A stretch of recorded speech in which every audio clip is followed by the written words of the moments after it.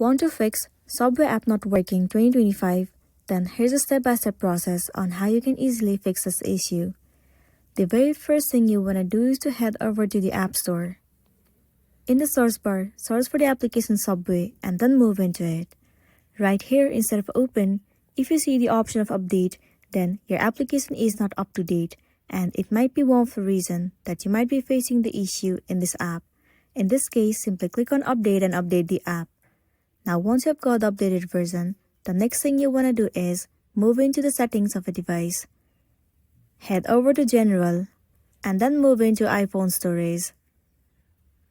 In this page, simply search for the application Subway and then click on it.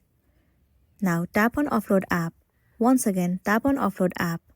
It will clear the cache and the storage of the application. It will also remove all of the unwanted bugs and make your application run smoothly. This might also fix the issue that you have been facing in the app.